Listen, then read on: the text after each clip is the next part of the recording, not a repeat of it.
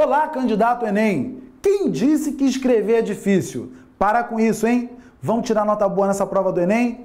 Vem comigo! Meu nome é Rômulo Olivar, sou professor de língua portuguesa, gramática e produção textual e hoje estou aqui com você para desmistificar essa questão da escrita. Vem comigo! Dissertação argumentativa. Vamos aprender a redigir para a hora da prova. Primeiro, para que você possa redigir com proficiência, antes de se preocupar com o texto na íntegra, o que é a macroestrutura, você precisa estar apto a redigir ou organizar a chamada microestrutura. Se a macroestrutura é o texto inteiro, a microestrutura você vai entender como parágrafo. Então, calma, você só vai saber fazer redação se você souber construir o quê? Parágrafo. Para início de conversa, não é só a redação que apresenta introdução, desenvolvimento e conclusão. Também é aspecto do parágrafo a apresentação de introdução, de desenvolvimento e de forma facultativa você terá aqui embaixo uma conclusão. Primeiro, o que nós vamos ter na introdução do nosso parágrafo? Você deve começar o seu parágrafo com uma afirmação. O que nós vamos ter no desenvolvimento do parágrafo? Nós vamos ter uma confirmação daquilo que foi afirmado. O que nós vamos ter na conclusão do parágrafo? Nós vamos ter, em caráter facultativo, uma reafirmação. Então, para tudo.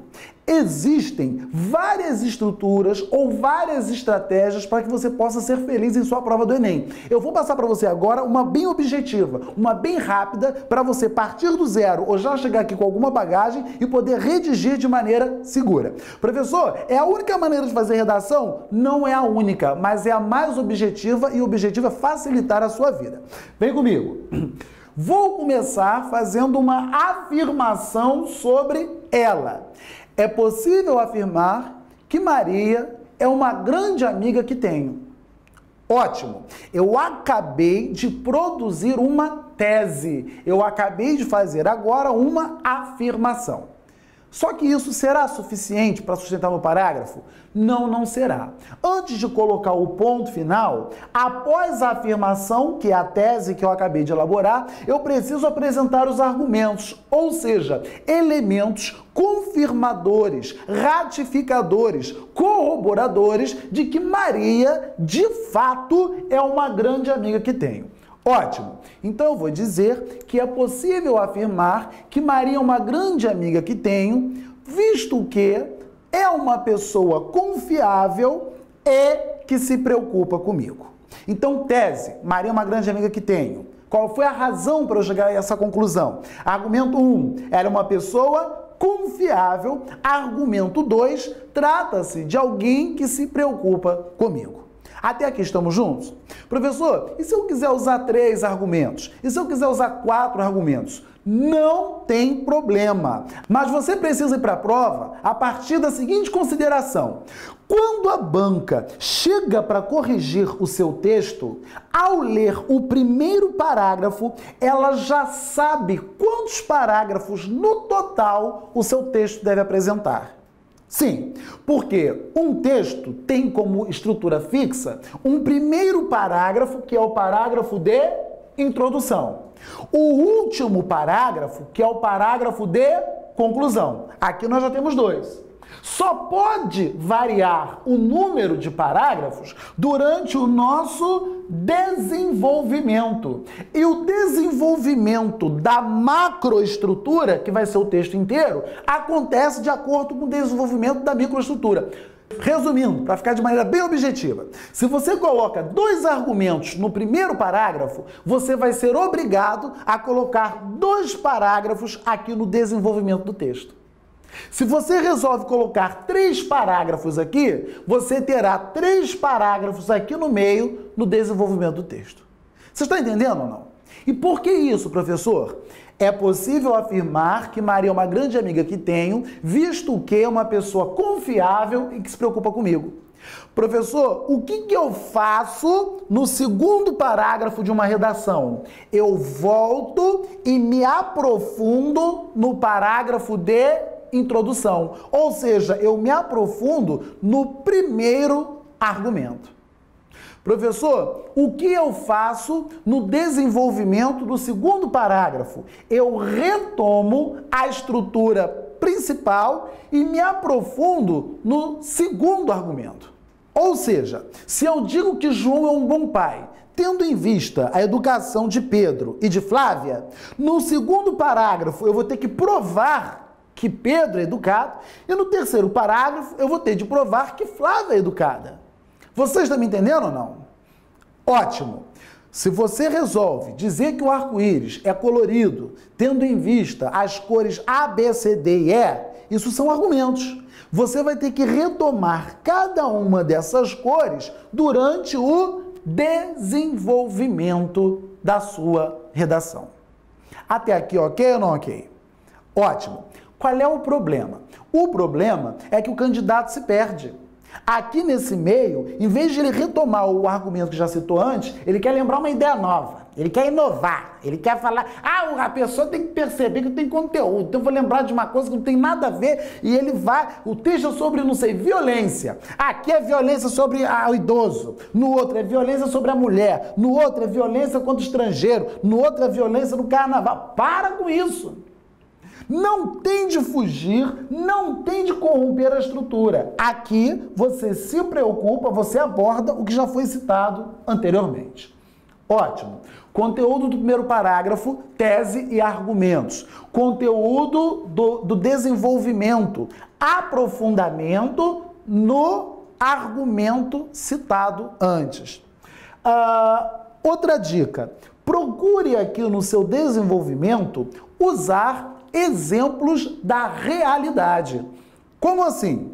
É possível afirmar que Maria é uma grande amiga que tenho, visto que é uma pessoa confiável e que se preocupa comigo. Quando chega aqui no desenvolvimento, a pessoa coloca relativo à confiança que tenho em Maria. A confiança é uma das características principais de uma boa relação. Porque a confiança... Aí ele começa a fazer uma reflexão filosófica, mas não da filosofia plena, mas da filosofia barata. Ele começa a caminhar pelo... Não é isso! Relativo à confiança que tenho em Maria, vírgula, assim que me mudei para a comunidade onde moro, vírgula, sem querer, vírgula, atropelei o cachorro do bandido. Maria presenciou, me ajudou a esconder o cachorro morto e nunca contou para ninguém. Eu estou fazendo o que aqui, gente? Eu estou citando um exemplo da realidade que confirma o fato de Maria ser uma pessoa confiável. E o fato de ser confiável era o meu argumento lá de cima. Trocando em miúdos, aqui embaixo eu uso o argumento para comprovar o argumento. Convém lembrar ainda que Maria é alguém que se preocupa comigo. Aí ele fica, porque a preocupação é a base de uma relação sólida. Se você não se preocupa com outra, porque não tem amor, não é nada disso. Não é reflexão. Olha, é objetividade, é fato. Relativo à confiança que tem em Maria, já foi. No que se refere à preocupação de Maria, estive doente, ela me visitava todos os dias, quando não me ligava e por vezes ainda me levava remédios. Então eu estou usando aqui exemplos retirados da realidade que confirmam o argumento que embasou a minha tese lá em cima. Estamos entendidos? Ótimo. Conteúdo da introdução, tese e argumento. Conteúdo do desenvolvimento, aprofundamento nos argumentos citados antes. Jamais fale sobre dois argumentos no mesmo parágrafo. Isso desorienta a correção da banca. Jamais pegue um argumento e divida em dois parágrafos. Você desorienta a organização do seu texto. Ótimo. Qual é o conteúdo agora da minha conclusão? A dica que eu vou dar é exclusiva para o Enem, não faz parte da estrutura típica.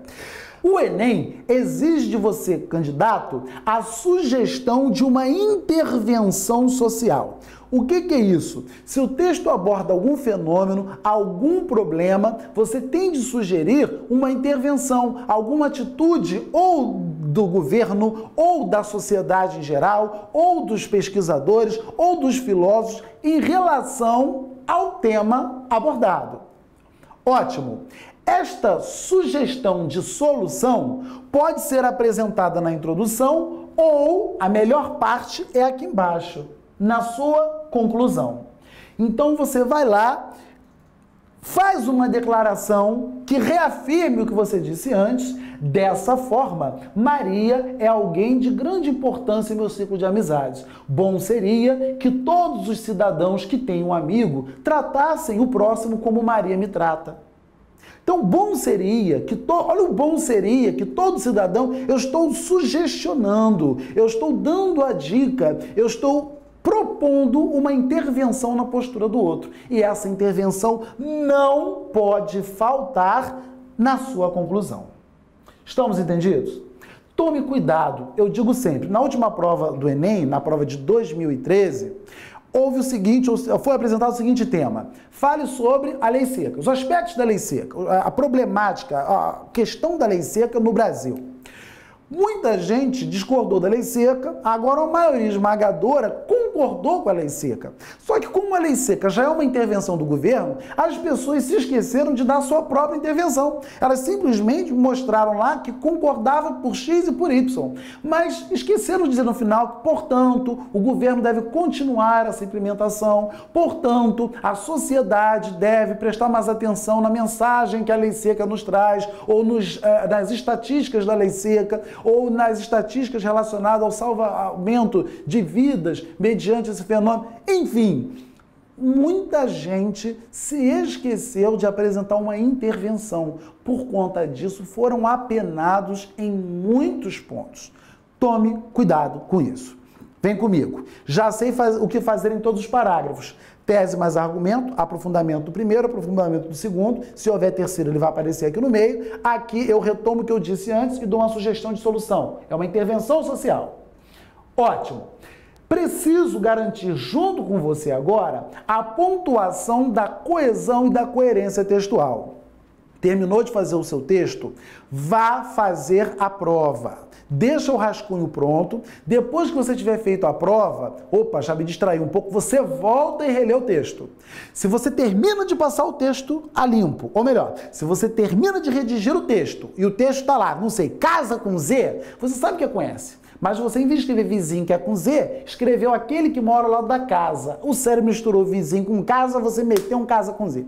Terminou de fazer a redação errada, vai passar a redação a limpo, a maioria das pessoas, isso é uma estatística de 85% das pessoas, passa o erro a limpo para a folha definitiva, sem perceber que errou. E por que isso? Porque o texto está muito próximo, então a gente acaba, o nosso cérebro, corrigindo o erro que nós não percebemos ali.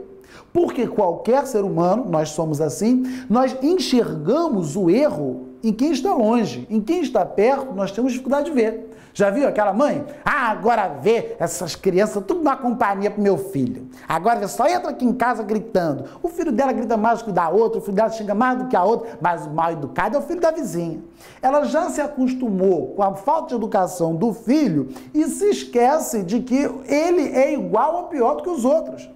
A mesma coisa é a gente na hora da redação. Na hora da redação, você precisa de um pequeno afastamento para perceber o erro que eventualmente tem aparecido. Você vai reler o texto, vai tentar descobrir algum erro, vai organizar melhor os parágrafos e vai se preocupar com uma coisa muito importante. Que coisa é essa? Repetição de palavras. Não repita a palavra no seu texto ou repita o menos possível. Coesão sequencial e coesão referencial. Quando a banca demonstra preocupação com a coesão referencial, ela quer saber, na verdade, se você não está repetindo palavras.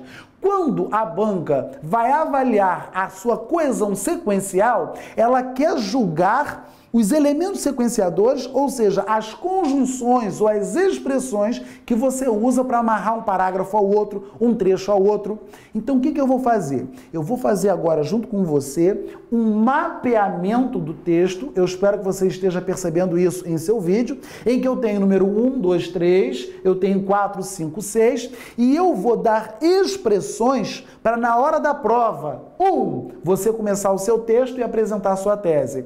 2, para você mostrar para a banca que logo após a tese vem argumento. Como é que ela vai entender aquele argumento? Número 2, vou dar essa expressão para você inserir no seu texto. São 2 argumentos? Está aqui o número 3. Eu vou dar expressões para que você some um argumento ao outro e mostre o seu parágrafo mais bem organizado para a banca. Depois disso, eu vou dar aqui para você o número 4, que é a expressão ou a conjunção com que você vai amarrar o parágrafo 2 ao 1. 5, a expressão com que você vai amarrar o parágrafo 3 ao 2. E 6, a expressão com a qual você vai concluir o seu texto. Estamos entendidos ou não? Então vamos para o slide seguinte. Número 1, eu estou aqui no primeiro parágrafo. Professor, como eu começo a minha redação? Primeiro, você pode começar a sua redação direto na afirmação. A poluição tem crescido no Rio de Janeiro. Maria é uma grande amiga que tenho. Ótimo! Se você começa a sua redação pela tese, você não corre o risco de encontrar outro começando igual a você. Agora, se você começa por qualquer outra expressão, pode haver essa coincidência, mas isso não quer dizer que você será penado por causa disso. Professor, mas eu escrevo pouco, eu quero esticar um pouco, eu quero dar um enfeite. Você pode. Você pode colocar uma expressão inicial, um nariz de cera, que vai representar ali uma introdução diferente para você na hora da prova. Então, primeira opção, você começa com a tese, com a própria afirmação. Segunda opção, você pode começar com isso aqui, por exemplo. É possível afirmar que, mais a tese. Primeira opção, Maria é uma grande amiga que tenho. Segunda opção, é possível afirmar que Maria é uma grande amiga que tenho. Terceira opção, podemos perceber que Maria é uma grande amiga em nosso ciclo de amizades. Preste atenção nessas duas últimas aqui. Essas duas últimas opções são para aquele aluno que tem bastante dificuldade de escrever, ele é muito sintético, ele se acha muito objetivo e ele precisa pontuar. Qual é a dica? Você vai fazer, preste atenção, hein? Uma referenciação ao tema antes de apresentar a sua tese. Como assim, professor? Tema, a importância da amizade. Então, em vez de você começar, Maria é uma grande amiga que tenho, ou ainda, é possível afirmar que Maria é uma grande amiga que tenho, o que você faz? Você põe aqui, olha, relativo à importância da amizade, vírgula, é possível afirmar que Maria é uma grande amiga que tenho, vírgula, visto que, percebeu ou não? Ou ainda, no que se refere à importância da amizade, vírgula, pode-se perceber que Maria é uma grande amiga, tendo em vista... Percebe ou não? Mais uma vez, se você tem o tema crescimento da violência no Brasil, você pode começar direto. A violência tem crescido no Brasil. Ou você pode começar, por exemplo, o número de roubo de carros tem crescido no Brasil. Ou você pode fazer referência a esse tema. Você coloca como? No que se refere ao aumento da violência no Brasil, vírgula, é possível afirmar que o aumento do número de roubo de carros tem... Percebeu? Você disse a mesma coisa, mas você sofisticou o seu texto e tornou o seu texto um pouco mais longo. Ótimo! Estas são as opções do número 1, primeiro parágrafo, como eu vou começar a minha redação. Ótimo! Logo após a tese, logo após a afirmação, você tem de apresentar os argumentos. Só que nem sempre a banca entende que aquilo ali é argumento. Se você quiser ter certeza de que ela vai entender, o que você faz? Coloca ou emprega alguma conjunção explicativa ou causal. Então você afirma, logo depois da afirmação você pode colocar pois... A conjunção mais icônica, a conjunção mais representativa da explicação ou da causa é justamente o pois. Como ela é mais representativa, a gente pode entender que ela está batida. Então você, na hora da prova, vai fazer o quê? Você vai evitar o pois, que aqui eu coloquei em vermelho. No lugar do pois, você vai colocar um porquê, tá? Mais ou menos. Você vai colocar um visto que, você vai colocar uma vez que, você vai colocar o tendo em vista, você vai colocar o haja vista. Agora, candidato, preste muito bem atenção. Esta é uma aula de apresentação, é uma aula dinâmica. A gente ainda não falou sobre pontuação, a gente ainda não falou sobre N fatores. Então, o que eu estou fazendo para facilitar a sua vida?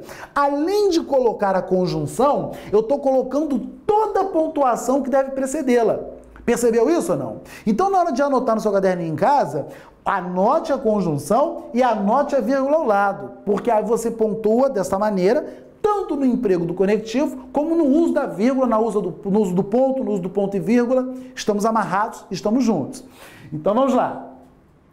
Maria é uma grande amiga que tenho, pois é uma pessoa confiável. Vou tirar esse pois, vou colocar um tendo em vista, um visto que, um haja vista.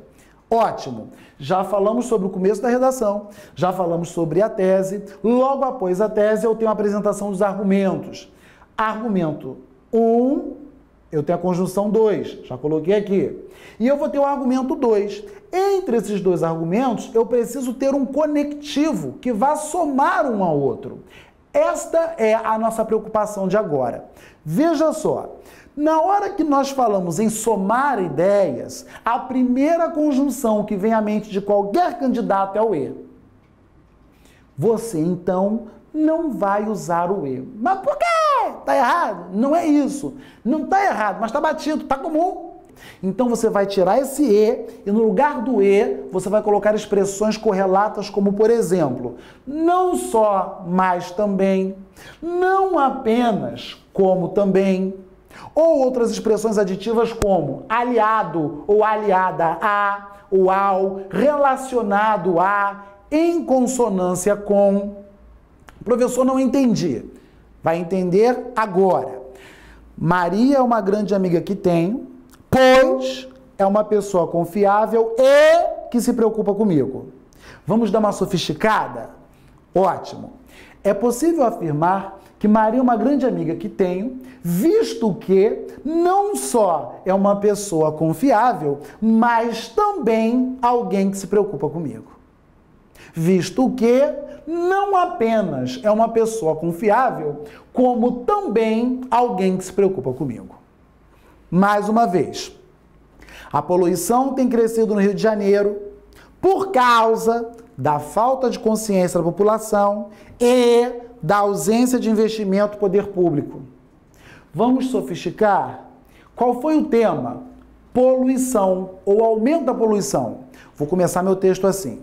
No que se refere ao aumento da poluição, vírgula, é possível afirmar que o fenômeno tem crescido no Brasil, tendo em vista não só a falta de consciência da população, mas também a ausência de investimento do poder público.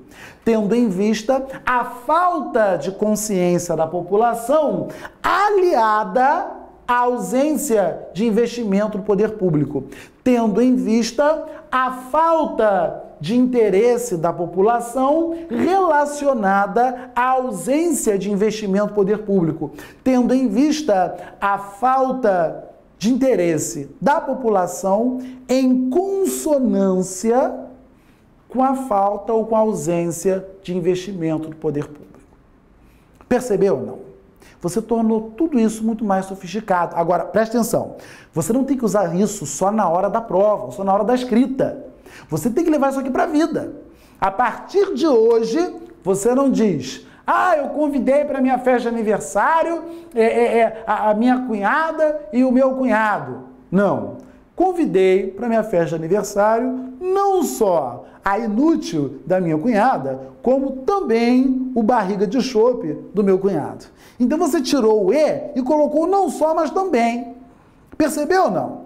A partir de hoje, quem se preocupa com pagar a conta, com isso, com aquilo outro, você não vai dizer, né, a matemática, a química, a física, porque a química e a física estão me preocupando na hora da prova. Não, porque a química, em consonância com a física, quer dizer, está ferrado do mesmo jeito. Mas você vai estar ferrado, né, com satisfação, falando bonito, quem sabe se comunicar entre sites de qualquer lugar.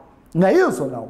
Então, muito bem. Tá aqui a dica, você vai copiar, vai trazer para a sua vida e vai usar a partir de agora. Vamos lá que nós não temos muito tempo. Isso aqui é dinâmico, você tem de trazer todo esse conhecimento para a hora da sua prova. Vem comigo. Atenção à argumentação por contraste. O que é isso? Pode ser que na hora de delimitar o seu assunto, na hora de você abordar o assunto apresentado pela banca, você queira apresentar dois aspectos positivos, como foi o exemplo da Maria que eu havia relacionado, ou dois negativos, como foi o exemplo da poluição no Rio de Janeiro, ou pode ser que você queira apontar um aspecto positivo e negativo. Enem 2013, efeitos da lei seca no Brasil. Você poderia tratar de dois aspectos positivos, de dois negativos, até mais do que isso, ou você poderia tratar de um positivo e de um negativo.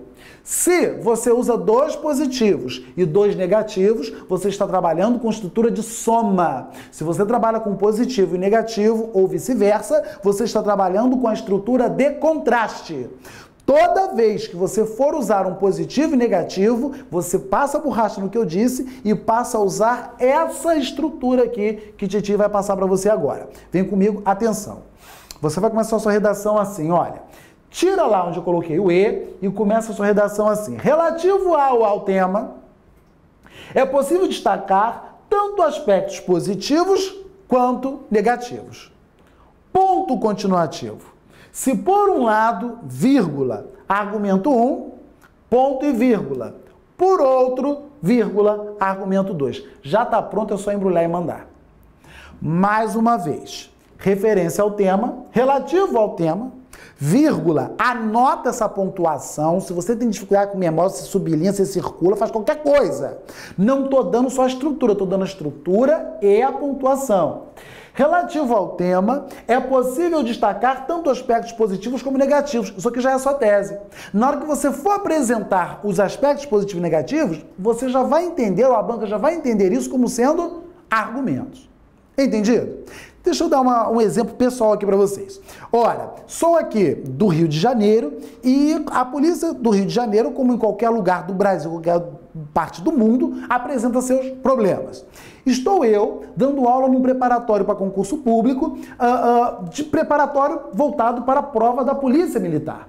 Um aluno meu interveio e fez a seguinte pergunta: professor, e se a banca me manda fazer uma redação sobre a atuação da Polícia Militar nas ruas do Rio de Janeiro? O que eu faço? Pertinente a pergunta dele. Sim, porque se ele só escreve coisa boa e maravilhosa, ele pode passar a impressão de que ele é um alienado. Ele não lê jornal, ele não vê a televisão, ele não ouve um rádio. Se ele só escreve coisa ruim, além de incidir no erro da generalização, porque nem toda a polícia é corrupta, ele ainda corre o risco de se apresentar contraditório. Porque se ele só vê coisa ruim na polícia, por que ele está prestando concurso para trabalhar lá? Qual é a dica que eu dei a ele como candidato? Acenda uma vela para cada santo. Fale sobre um positivo e sobre um negativo. Como é que ficaria isso, professor? Muito simples. Vem comigo. Relativo à atuação da Polícia Militar nas ruas do Rio de Janeiro, vírgula, é possível destacar tanto aspectos positivos quanto negativos. Ponto continuativo. Se por um lado, vírgula, há policiais honestos que, apesar do baixo salário, arriscam as suas vidas para preservar do cidadão, ponto e vírgula. Por outro, vírgula, há também aqueles corruptos que se igualam por propina, se igualando ao bandido que deveria combater. Perceberam ou não? Então, ele acabou de apresentar um lado positivo e um negativo relacionado ao mesmo tema. Relativo aos efeitos da lei seca no Brasil, é possível destacar tanto aspectos positivos como negativos. Se por um lado, ele vai falar sobre coisas boas, enfim, efeitos positivos, tal, ponto e vírgula. Por outro, vírgula, ele vai falar sobre coisas ruins, coisas que ele acha que poderia ser mudado ou aperfeiçoada, falhas na abordagem e por aí vai. Estamos juntos ou não? Ótimo. Dois positivos ou dois negativos, estrutura anterior, que é de soma. Um positivo e negativo, estrutura atual, que é a estrutura de oposição. Posso seguir ou não? Então vamos lá, porque tem mais coisa para se dizer. Venham comigo. O que é esse número 4 aqui?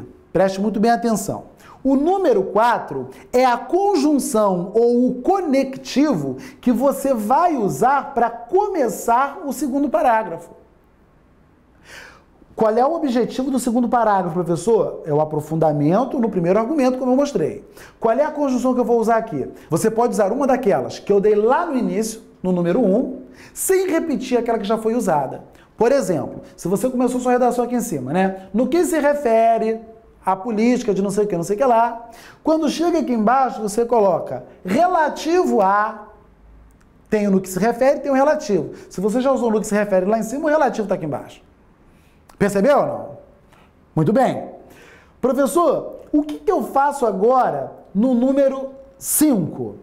O número 5 será a conjunção de ordenação ou a conjunção de contraste que você vai usar para unir esses dois parágrafos. Sim, a função desse parágrafo 2 aqui é a retomada do primeiro.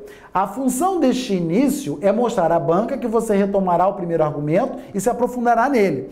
Agora, a função aqui é mostrar à banca que você vai se aprofundar no segundo argumento. E essa relação depende, porque se você usou dois positivos aqui em cima, serão dois positivos, parágrafos positivos aqui no meio, você vai ter uma conjunção 5 de soma. Agora, se você usou um positivo e negativo, vai ser um parágrafo falando para o bem e outro para o mal, então você vai ter aqui uma argumentação por contraste, uma conjunção de contraste. Vem comigo, vamos ao exemplo. Se a estrutura for de soma, você trabalhou com dois positivos ou dois negativos. Falei. Quando chego aqui ao meio, eu coloco. Além disso, retomo o segundo argumento. Nesse sentido, retomo o segundo argumento. Outro sim, retomo o segundo argumento. Somado a isso, podemos dizer que retomo o segundo argumento. Convém lembrar ainda que retomo o segundo argumento. Vale também ressaltar que todas essas expressões dirigem o pensamento da banca para a abordagem e estruturação que você está fazendo. Ah, professor, mas eu quis usar aquela outra estrutura, eu gostei do positivo com o negativo. Não tem problema. Aqui no número 5, você vai trocar isso tudo, que é de soma, pela estrutura de oposição. Aqui no 5 eu coloco, entretanto, vírgula, e continuo o aprofundamento no segundo. No entanto, mesmo assim, não obstante, apesar disso, vírgula, podemos dizer que... Outro aspecto a ser considerado é... Percebeu ou não? Além de sofisticar o seu texto, você ainda gasta mais linhas. Quando você vai ver, você tem até que encurtar alguma coisa, já está quase passando de 30, você ainda não disse tudo que queria. Percebeu ou não? Voltando para cá. Número 6. Para que serve a conjunção de número 6? É aquela que vai amarrar o seu texto. É a conjunção conclusiva. Quando nós falamos em conjunção conclusiva, qual é a principal que vem à sua mente? É o portanto. O logo e o portanto, eles convivem. Se o portanto é a mais comum, é a mais batida, vou colocar aqui em vermelho. Você não vai usar o portanto. E por que não? Já falei aqui, você não quer fazer só o certo, você quer fazer certo e quer fazer melhor do que o outro. Você, no lugar do portanto, vai colocar expressões menos usadas, quais sejam. Dessa forma, vírgula. Não esquece a maldita vírgula. Dessa forma, vírgula. Com isso, vírgula. Sendo assim, vírgula. Ou você vai usar aquela que eu digo, é a minha preferida, é a minha predileta, que é o portanto deslocado. O portanto no começo do parágrafo está batido, né? Muita gente vai usar. Agora, o portanto deslocado tá lindo, tá inovador, tá sofisticado. Como assim, professor? Em vez de você começar, portanto, Maria é uma grande amiga que tem. Você tira esse portanto daí e coloca depois da Maria, depois do sujeito. Você vai dizer o quê? Maria, portanto, é uma grande amiga que tenho. Ou ainda você coloca depois do verbo. Maria é, portanto, uma grande amiga que tenho. Percebeu ou não? Você pontua no mínimo 3 vezes. Primeiro, no quesito coerência textual. Você manteve o sentido de conclusão no último parágrafo que foi feito para concluir. Segundo, no quesito coesão sequencial, você usou a conjunção certa no lugar certo. Terceiro, no quesito pontuação, porque você vai se lembrar, eu tenho fé em Deus disso, que este, portanto, ao ser deslocado, vai ser rodeado de vírgula. Ele vai ter uma vírgula de cada lado. Então você vai mostrar para a banca que além de saber usar o conectivo, você sabe pontuar. Percebeu ou não? Agora, evite, e tem professor aí em cursinho mandando o aluno decorar isso. Risca da cartilha, hein? O povo está ensinando besteira lá fora. Evite expressões como concluímos, ou, portanto, concluir. Você não pode comentar a estrutura do seu texto. Você não pode revelar a estrutura do seu texto. Você não tem que avisar para a banca que você está concluindo, porque o parágrafo último é o parágrafo da conclusão. Concluir, é igual gente tem mania de mandar carta de documento, coloca vem por meio desta, não se usa vem por meio desta, porque se a carta está na mão dele, só pode ser por meio desta, não pode ser por meio da outra. Estamos entendidos ou não? Voltando para cá. A partir dos argumentos supracitados, ele decora isso, leva para a prova, ele está lá, crente que está abafando. A partir dos argumentos, não tem que citar o que é argumento, não tem que citar o supracitar, não tem que comentar ou revelar a estrutura do seu texto. Estamos entendidos? Sim ou não? Estas foram as nossas dicas para ajudar você a redigir melhor na prova do Enem. Aguardo você para fazer o nosso curso completo. Acesse o nosso site e eu aguardo por você. Grande abraço, hein?